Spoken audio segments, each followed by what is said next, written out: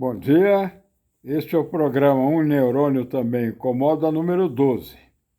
A ideia aqui, para dizer aos meus amigos, aos ouvintes aqui, é fazer um programa sem pauta, para que os senhores tenham uma ideia de como é que era uma conversação num clube de cavalheiros. Os assuntos vinham e as pessoas iam ligando uma coisa a outra e, no fim, era uma conversa muito agradável, né? Os americanos chamam as bolsas de valores de stock exchanges. E o Clube de Cavalheiro era uma espécie de ideas exchange. E para mim foi uma bênção na vida ter podido conversar no clube em bases equitativas, porque nós ambos éramos sócios, com amigos dos meus avós, né? Que por curiosidade, para saber como é que o neto era, se era uma besta quadrada ou uma besta redonda. Ou se dava para conversar, muitos gentilissimamente me deram atenção e tivemos conversas maravilhosas. Enfim, então esse programa é sem pauta. O que eu acho é o seguinte, que nós devemos nos propor é fazer coisas úteis, ensinar coisas úteis, tá certo? Então, aqui no Brasil, as coisas velhas são desprezadas.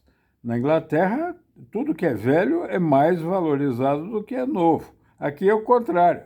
Depois dos 40, 50 anos, o sujeito não arruma nem emprego mais. E o que vai acontecer então? As empresas vão ser gerenciadas por os molecotes, que têm talvez alguma formação profissional nessas escolas melhores, mas não têm experiência de vida. Então vai ser um desastre. Outro dia, um amigo meu, um grande arquiteto especializado em comunicação visual, disse que no ramo dessas empresas de serviços médicos, tem uma que mudou a identidade visual 3 vezes num ano. Então, por quê? Porque são os molecotes que decidem e para eles não importa o custo, porque a empresa não é deles. Enfim, mesmo assim, umas ainda dão lucro, para você ver como é um ramo lucrativo, tá certo? Enfim, o que eu acho é o seguinte,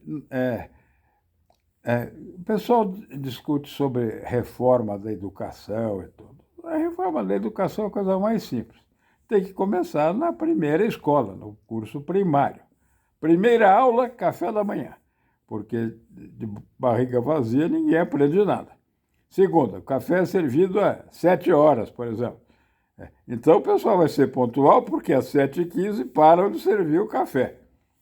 Segundo lugar, tem que ensinar noções básicas para a criança. Primeiro, de como ela se localiza, para ela poder andar sabendo a direção, ensinar os pontos cardeais, etc. Isso serve tanto para o estudante de escola rural como o estudante da escola urbana, tá certo? Muitas cidades americanas, as ruas são numeradas. E numeradas de acordo também com a posição geográfica. Então, é a Rua 57 Oeste, ou Rua 45 Leste, e Norte ou Sul, enfim. Aqui nós não temos esse modismo, talvez só em algumas capitais mais recentemente construídas, em que as ruas passaram a ser numeradas, né? Enfim, depois ensinar o mínimo de saber mexer com dinheiro. Com isso, você já ensina um pouco de aritmética, né? Para saber fazer conta de mais e conta de menos.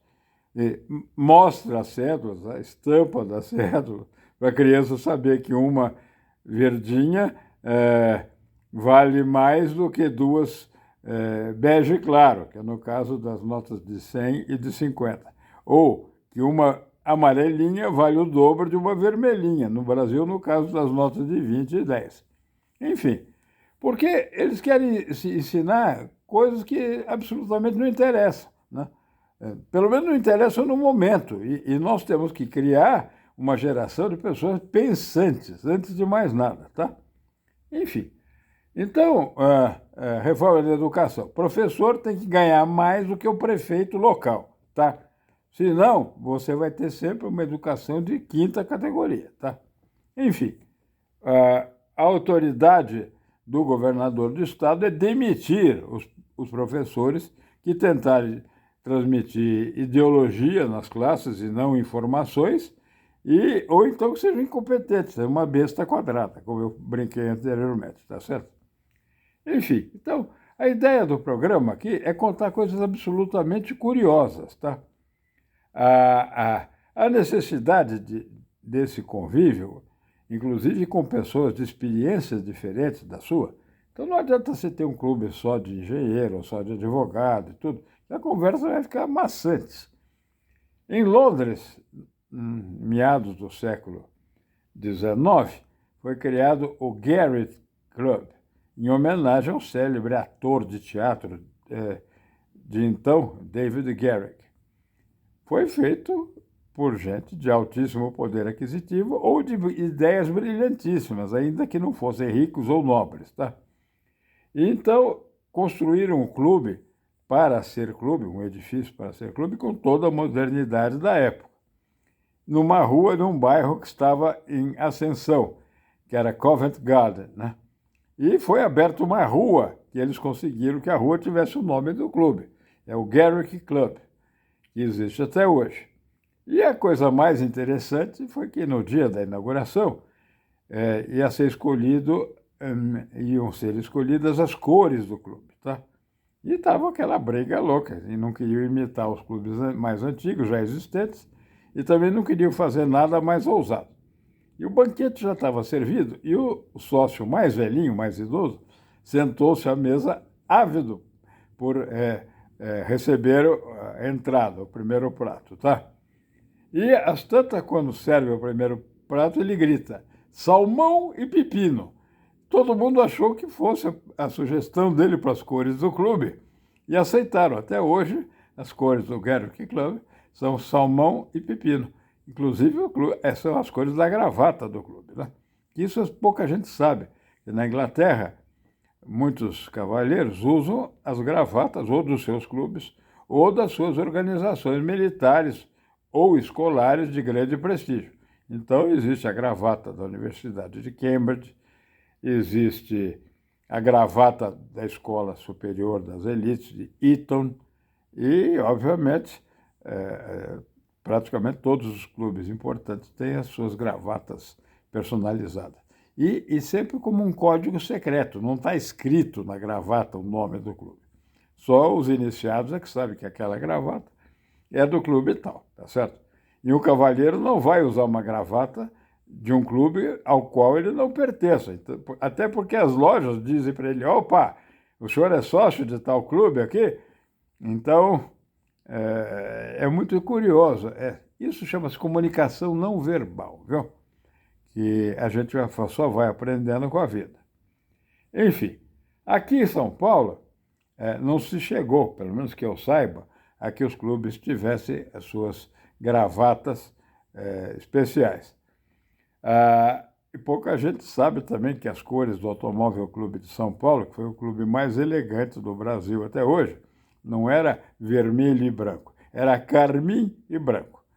Eu tive a oportunidade de conhecer um senhor que foi sócio lá, importante, e que, por gentileza do filho, hoje vários documentos dele sobre o Automóvel Clube estão na coleção do clube que nós estamos tentando fundar aqui. Enfim, um clube mais social, não é só de cavaleiro, chegou a ter gravata, a Sociedade Harmonia de Tênis. E eu não sei dizer de outro. Se eu lembrar depois, em outra ocasião, eu conto. Em Buenos Aires, houve o célebre Clube Inglês. Esse sim tinha uma gravata só com monograma, que era EC, em inglês, The English Club. E essa eu tive a oportunidade de comprar uma para a coleção antes que o clube acabasse, porque em Buenos Aires também foi uma devastação, por falta de cavalheiros, como eu digo, não por falta de instalações. Enfim, a política argentina está levando o país a uma ruína absoluta. E eu ainda tive a oportunidade de conhecer Buenos Aires em 1968 e depois passar muito tempo na década de 90 e na década de 2000 até 2010. Então, eu só vi decadência em Buenos Aires, tá? De livraria, de lojas, de comércio, de costumes, tudo. Enfim, uma tristeza. E agora vem aquele bigodudo sem vergonha pedir dinheiro emprestado para o Brasil para um cachaceiro bêbado. Então não pode dar certo isso, tá? Aliás, a gente não deve se importar com o poderoso do dia. Existe uma frase em latim chamada sic transit gloria mundi. Então, daqui a pouco, eles se enforcam na própria tripa, como dizia o caboclo, tá? Só uma curiosidade a mais sobre o Garrick Club. O emblema do clube é um globo e a legenda que é o mais interessante, dizendo All the world is a stage. Quer dizer, o mundo todo é um palco, porque as pessoas todas estão aqui representando o seu papel em determinado momento da sua vida. Então era isso que eu queria contar hoje. Muito obrigado a todos que nos honram com a sua audiência. Boa tarde, bom dia.